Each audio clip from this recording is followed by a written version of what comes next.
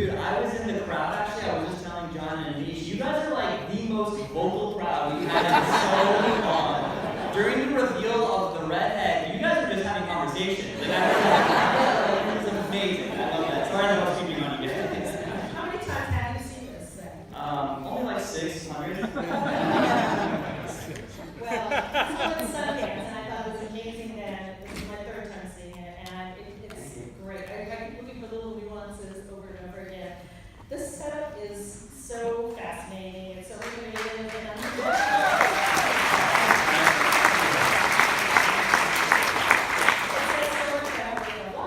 and then, of course, every scene is contained, as everyone knows here, within a digital screen. And this one is also called Screen Life, right? Is that Yes, the production company that financed the film is Timur Bekmambetov, who's a really awesome filmmaker. Wants to basically make kind of these films moving forward. It's like very unique subgenre of computer stream movement. He produced that friend exactly, and he calls these movies Screen Life. We call this movie a standalone, but it's a different debate. Yes. Well, I have to ask you about that opening scene because it is so powerful. It's a montage of their family life, and all I could think of was up. Were you thinking of that when you guys co-wrote it? Yeah. Yeah, absolutely. We honestly, I used to work at Google, and we always called it Up Meets a Google commercial, which was the opening montage.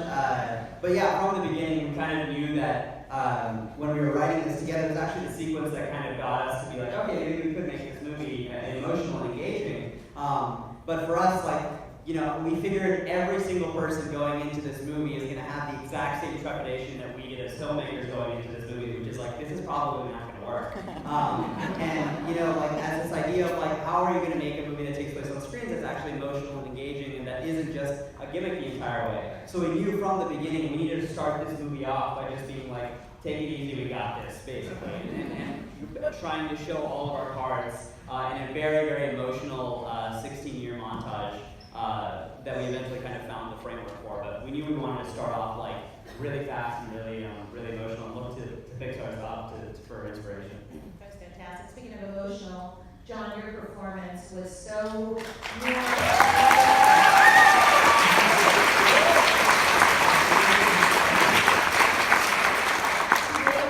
convey the level of emotion that you do when so many times you are just acting by yourself.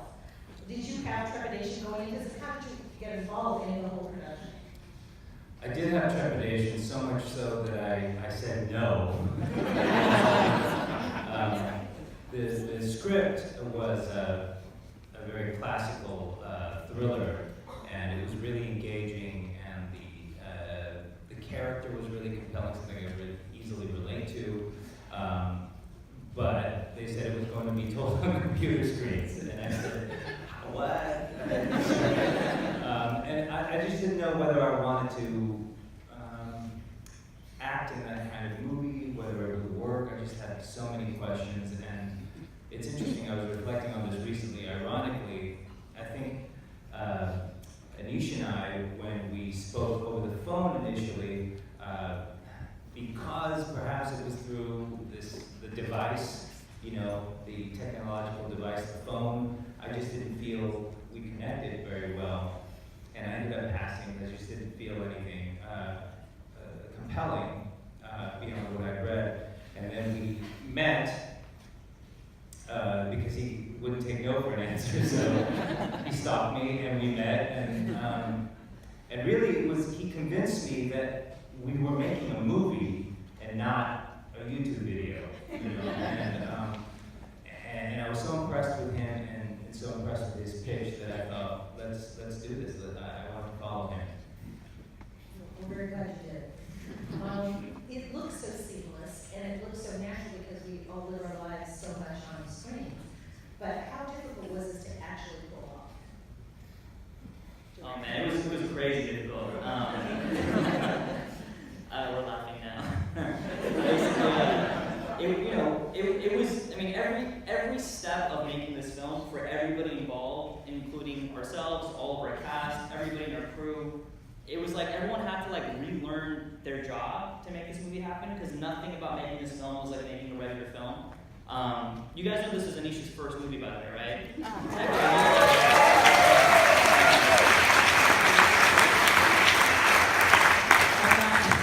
Sometimes I like to joke that if it was someone who had made movies before, it would not have been as good because they would have had to forget everything they knew. Luckily, Aneesh didn't know much.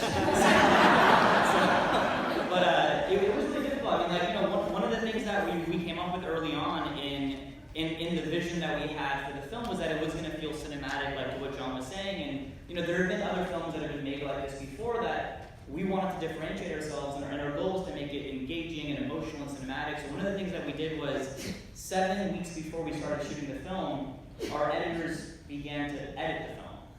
And you know, usually you need to have shot something to edit it. In this case, we just had the editors taking screenshots off the internet, putting images together, and then we had Aneesh act every single role of the entire movie. And we added that together, and we kind of came up with like an hour-and-a-half pre-version of our movie that we showed to our crew. Like a storyboard, video storyboard? It was a bit more than a storyboard, actually. Aneesh is like going straight up into character, like as Margot.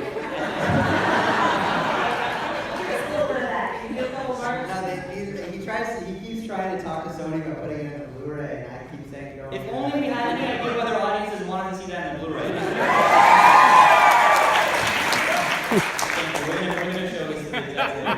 But yeah, we had to come up with all these crazy outside-the-box ideas to make the movie happen. And you know, the funny thing is, the easiest part of making this film was probably the filming of it, because you guys just saw the movie. There's aerial stuff, crowd stuff, car stuff, crowds, water, ravines. We shot the movie in 13 days. So like the hard part was actually putting it together. Wow. But since you put it together beforehand, that must have helped. Exactly. Aneesh, I wanted to ask you, you take your time in letting the story unfold so that we really get to know the characters, which I think is the key to being as invested as we are in John's character, in Margot, in Hannah, and all of them. Were you inspired by any other particular suspense films? Because I kept feeling like this sounds like a Hitchcock film. Ooh, thank you. Basically, when we were writing every single day while we were writing at lunch, during lunch we would take 20 minutes and watch 20 minutes of a film that we were basically trying to be inspired by. For us, the big kind of level of success, the success bar that we wanted to sort of measure ourselves against was that we didn't want this film to be a gimmick that was a story after it. It needed to feel like the gimmick was almost inspired by the story.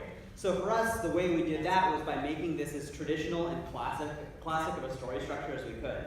And in order to do that, we basically studied every single missing kid mystery, ransom kid mystery, abducted kid mystery, like all those whatever kid mysteries. And we watched like 20 minutes of those during lunch every time, and we basically kind of like understood what a traditional live action structure, and studied all the beats that worked and the beats that didn't work, and why they worked and why they didn't work, and sort of like mapped it out as far as a story structure goes. And then our challenge from there was just taking that very, very traditional live action classic structure and adapting it to take place on the screen as opposed to the other way around. Interesting. Yeah. So you convinced John to do the role. Yeah, he makes that sound very not creepy, but it was a lot creepier. Or did you write it with him? Yeah. So Sev and I wrote the role of Jada Kim for John Cho, and it was just a matter of like, please John, say yes to this. We were afraid. So is the budget high or low on something like this? The budget is much higher than you probably think it is. And it's also much lower than you probably think it is. I like this. We're gonna answer something. Did that cover your question? Not at all, thank you. I like that you don't demonize social media. In some ways, I mean, of course, we see the trolls and all the people that come out after, once we hear what's happened to Margot, we didn't hear what's happened to Margot. But also, social media was a tool to find her. Yeah. So you kind of look at the complexity of it in our lives. Yeah, I mean, one observation that I've always made is that like technology has such a bad rap in media. Like whether we're talking about like a Black Mirror episode or a Facebook PSA or an article that you read, like it's always about how addicted we are to our phones or how obsessed we are with social media, and like, buy canned foods right now, technology is going to kill us. They all like different elements of that same sort of doomsday message. And for me, and maybe this is the former Google employee in me speaking, but like I always thought that like that was like looking at a very small slice of the pie and saying like this is it, this is the whole pie. And for us, like in my observations and in our observations, like technology does have the ability to alienate us and make us scared and make us fearful and all that stuff, but it also has the potential to make us like hope, to make us laugh, to make us love, and most of all to connect us. And ideally what we wanted to do was, for once in our opinion, kind of show a more holistic light of technology for the bad and for the massive amounts of good as well. And yet you do play on our fears as parents of not maybe knowing what your kids are up to. Yeah. And that's a pretty strong fear. Yeah, I mean, John says it. John, I'm just going to quote John. This is John saying it. He's got a great quote. If he wasn't here, I'd be like, yeah, listen, I have a great idea. But you know, John says, you know, like when you were a kid, or you know, a generation ago, parents would just have to tell their kids, you know, like stay away from the strangers on the corner or the creeps in the parking lot. You know, but today, those strangers on the corner and those street creeps in the parking lot have access to your kid's computer. And for us, like that's like the really, really fun, like drama and tension that we could milk from the movie. Yeah. You want to add to that? No, I was just going to say that, you know, technology is like a performance-enhancing drug. It just, you know, can power every impulse, good or bad, that a human being has, and it's just whatever, you know, in terms of, you know, there are political movements that have connected followers, are connected like-minded people, and then there are, you know, bad actors on the internet that can find victims. It's how you use it, and I think the movie is interesting because it's agnostic and doesn't sit on one side of the fence. Yeah, absolutely. You are a father, and you play an agonized father here so well, and you play a loving father, and all the different colors of a father. Did you kind of try to put yourself into that position? How did you get into the mind of David Kim? Well, I gotta say, it just wasn't that far away. I mean, the fear, and if there are any parents in the audience, I always say that, you know, the day I found out, my wife was pregnant, I started this particular kind of worry that never stopped, you know, and it gets worse some days, and some days it feels pretty dormant, but it's always there, and it just wasn't that hard to think, how would I feel if my daughter was missing? I mean, I've had moments, you know, in the mall. What? Where? You just multiply that times a million, but it just was really close to me. It just didn't seem like that difficult. Yeah, absolutely. I think we could all relate to it too. Sev and Aneesh, what was the most challenging thing about making this film? What were the parts where you just thought, I'm not sure we can get through this, or feels overwhelmed? I mean, this movie took almost 2 years to edit. It was about a year and a half of just hard work from like 9 a.m. or 8 a.m. to 2 a.m. every single day of editing. You know, like Seb was saying, 7 weeks before we even started production and extending for months and months on end. The group of people that made this movie with their hands was just a group of 5 people in a really, really tiny editing room on the corner of Melrose and La Brea with like 2 iMac computers that were at least 5 years old that were crashing like literally every 3 hours, and we would lose like 20% progress or 15% progress if we were lucky whenever we rebooted it, and that reboot would take like 30 minutes. So like every single day, and on top of that, the movie that we're making has like, what we're trying to do has no precedent. And when you have no precedent, it's really cool and like you feel very excited about the possibility of what you can create because it could be novel. But at the same time, you have no idea how long anything is going to take because you're like, you know what, we're going to be done by February of 2016, and then February 2017. Then February 2017 comes around, you're like March. And March, you're like May. And May, you're like July. And then July, you're like, please God, August. And then August, you're like September, and then September, October, and it just like keeps on extending. And sort of like, basically make this movie with the lack of resources that we had. You know, I mean, not just like the group of people we had making was fantastic, but like we were just kind of, it felt like in the woods all the time, trying to like figure out a way, and not have any sort of idea of when we would kind of be out of it. It was like a really tough emotional, like morale kind of situation, but as a team we were able to all kind of get through it together. But occasionally, once in a while, through these like thick woods, you'd occasionally like hit a clearing, and like you would see what felt like the movie in a wide angle in a lot of ways, and you'd be like, whoa, like what we're making is kind of cool, and then we'd have to turn right back into the forest again and get back right into it. So it took a very, very long time and a lot of like pushing each other up and off the hill and holding one another's hand, and I'm so excited to never do it again. But I'm very, very proud of the movie that we all kind of made our way together. I just wanted to point out something that is probably obvious to the three of us, but may not be obvious to everyone else, that every single thing that you saw take place in the computer on these screens didn't exist. That they had to make up every Google search result. They had to conjure that.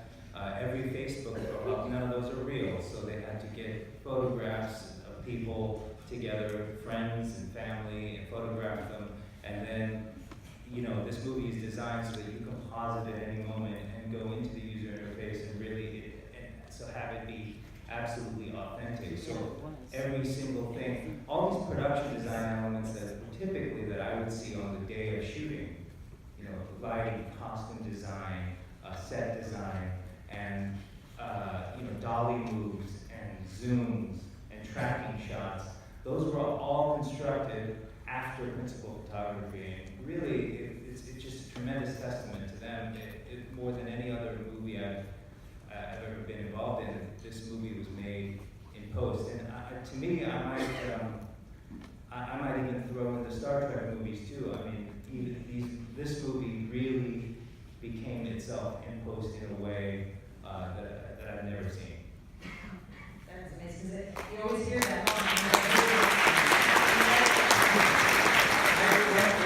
When John says we found it in post, we used to have a joke on this movie that was like most movies are obviously pre-production, production, and post-production. Our movie was just pre-post, post, and post-post. So yeah, we definitely found it in one of those posts, you know. I noticed that there was a Chaganty on one of the Facebook pages. Yeah, there's a lot of them. So, Yeah, my whole family's in there multiple times. My parents are a celebrity couple dining in Italy on the TMZ page. My brother is a friend of Margot in the beginning of the opening montage. I'm an ex-Disney star. We're giving my first interview, and there's a photo of me on the same TMZ site, like just smoke coming out of my mouth. My mom is the piano teacher, and she's actually in the audience tonight. So if you see her, please ask her.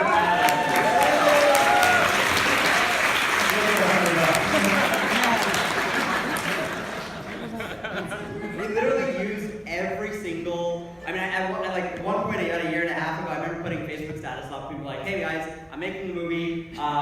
You know, if you guys want to be suspects on like a Facebook page or whatever, like the status." And literally like 200 or 300 people liked the status. Very legal process. Yeah, and I was like, we'll get permission later, and put all of those names onto a one big Excel sheet. And for 2 years, we were like, okay, we need another name, this person, and they populated the movie. wow, that's so great. So tell me about the writing process. How did you two write together? Did you actually literally sit and work on it together? Did one do something and the other one kind of tweak and edit? Well, we're very like, we're like 50% partners. We write one letter at a time. We didn't know it was a thriller until like the last day. No, but we work really well together. It's funny that one of the things about Aneesh and I is like we're very like animated writers. Like he's a director, I'm a producer, so like it kind of forms like as we're writing, it becomes like a really big performance, and you can always tell how excited we are about an idea because the other person will like leave the room because they're like running around the street and they come back and like, yeah, that's a cool idea, bro. I think like not to get into too much baseball, but like we like to write against each other more than anything. Does that make sense? Like we don't write together, we write against each other. So like I'll come up with the greatest idea in the world, and then Aneesh will not like it because he doesn't have a taste. And then I'll just spend like 4 days like keep reminding him that he's amazing, and like if he ever relents, that means, okay, it's a good idea. And sometimes we'll have opposing ideas, and like whichever idea wins is because we're always trying to make the best movie together. It's a very combative, but also. I feel like if I were to give a visual example of how Sev and I write together, this is me, and this is Sev. What does that mean? Did you guys get that? I can't see anyone. Everyone should Raise your hand if you got that. Okay, we got about 5% of the audience. All right, my representation is like, all right, so this is like me, and this is Aneesh. Did you guys get that? How long do you guys know each other? I met Sev when he was my TA at USC. So I was, yeah, it starts that way, I know. And I know Sev and John went to high school together, right? Yeah. We went to the same high school, not at the same, not simultaneously.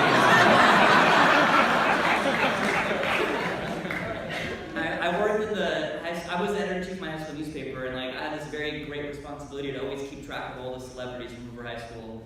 John, you were the #1 celebrity. Also the only celebrity.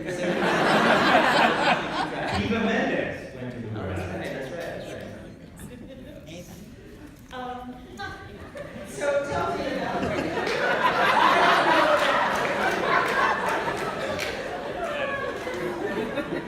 So on the set, one of the things that I love about this film is the largely Asian cast, and I know that's something, John, that you talked about at Sundance.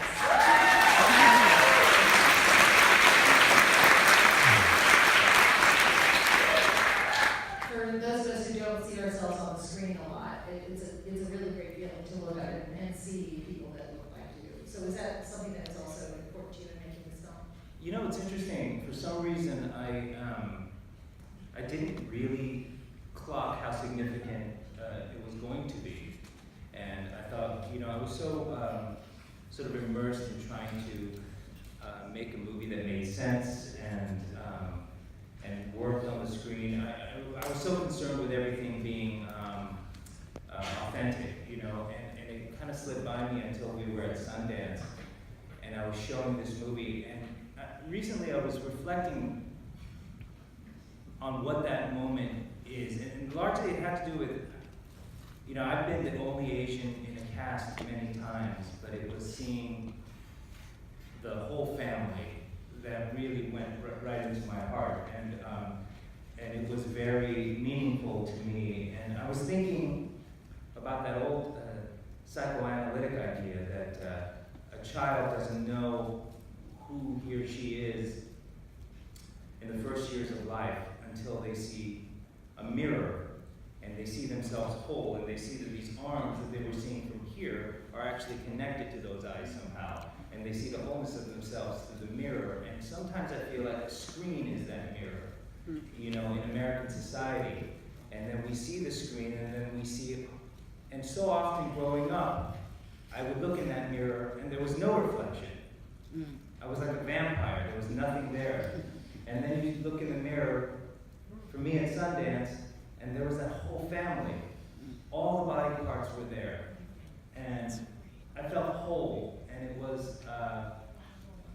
was very, very, very meaningful to me, that's all I can say.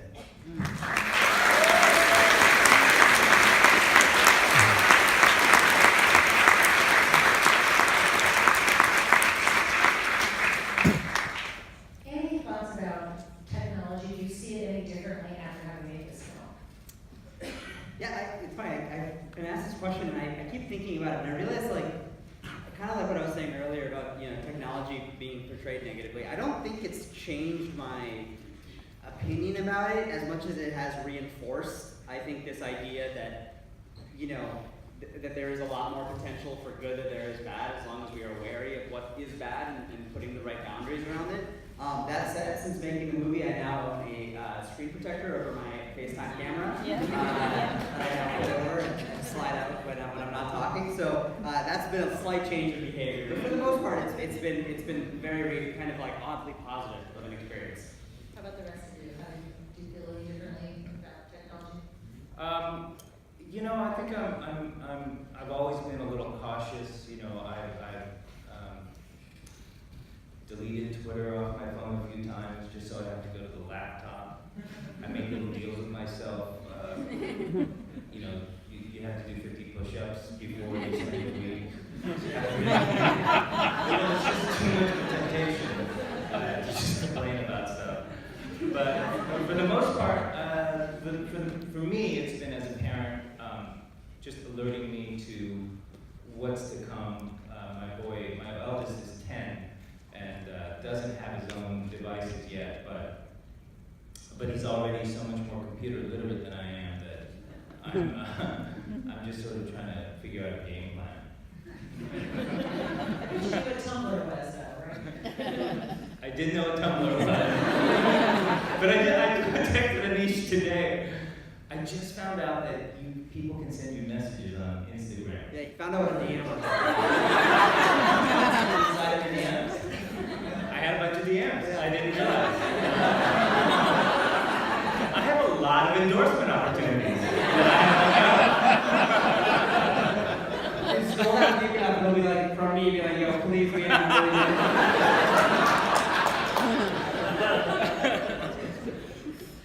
Well, I'd like to end up by asking you what is next for you. Since this was your first film and it's an amazing, auspicious debut, where do you go from here?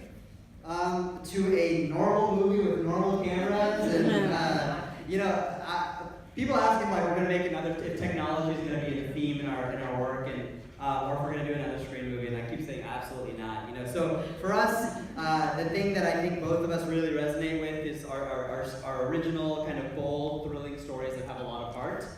This kind of very much fit the bill. And for our next movie, we're making another thriller. We just set it up. We're shooting it in the fall.